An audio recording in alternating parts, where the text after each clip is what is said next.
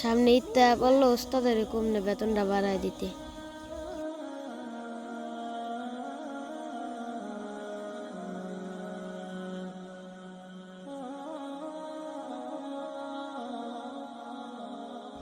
I তো দেখ কাই কি কাম করতেছে।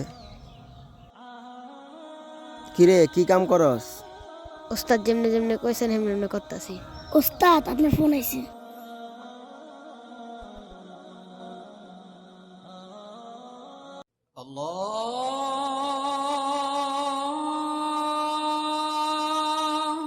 আজান তো দিল, নামাজটা পড়ে আসি। ওস্তাদ নামাজটা পড়ে আসি। নামাজ তো লাগতো না, তাড়াতাড়ি কাম শেষ কর, নাহলে তোর বেতন কাটা যাবো। বেতন কাটা গেলে যাক, আমার নামাজ আগে। সব কিছু তো দেখলাম, এটা তো ঠিক না। নামাজ তো শেষ করে আসলাম, তাড়াতাড়ি যাই, নাহলে মালিক আবার বকাশকা করবে। কিরে কাম থুয়ে গেছিলি কই? নামাজ পড়তে তোর কাম করা গেছিলাম। তো না, জাগা। ওস্তাদ কামটা ভালো করলেন না, অরে কামে তো বাইর কইরা।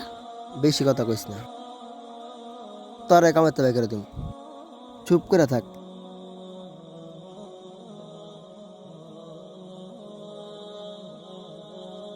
আল্লাহ তুমি তাকে হৃদায়ত দান করো।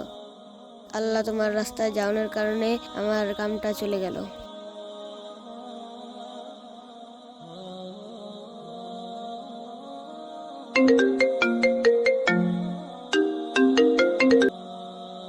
কি আমার মা অসুস্থ?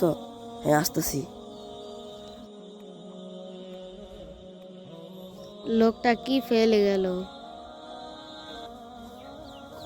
ও টাকা।